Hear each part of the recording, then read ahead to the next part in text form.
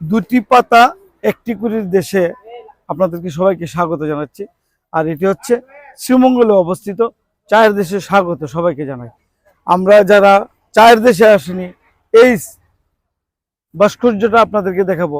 এই ভাস্কর্য বাংলাদেশের ঐতিহ্যকে ধারণ করেছে এবং এই ভাস্কর্যটি বাংলাদেশের জন্য নয়, শুধু শ্রীমঙ্গলের জন্য নয়, বাংলাদেশের জন্য একটি গর্বের একটা ভাস্কর্য।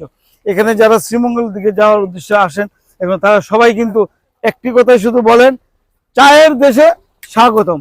আর এই শ্রীমঙ্গলে জেলা প্রশাসক মলিক বাজারে এটা উদ্বোধন করেছেন সত্ত্বাধিকারী মাহমুদুল কবির। অর্থাৎ এটি এই শ্রীমঙ্গলে যারা আসবেন তারা এখানে যদি একটা সেলফি অথবা একটা ছবি যদি না তোলেন, তাহলে হয়তো আপনাদের জীবনটায় সার্থকতা হয়তো কতটুকু হবে সেটা নিয়ে আমার নানান প্রশ্ন আছে। তাই আপনাদেরকে বলি, শ্রীমঙ্গলে আসে একবার এখানে হলে একটা ছবি তুলে একটা পোস্ট করবেন, তাহলে বাংলাদেশের যে ঐতিহ্যবাহী যে দুটি পাতা একটি কুড়ির দেশ শ্রীমঙ্গল চায়ের দেশে আপনাদেরকে স্বাগত জানাচ্ছি। তো ধন্যবাদ। এখানে যারা দেখছিলেন ভালো থাকবেন।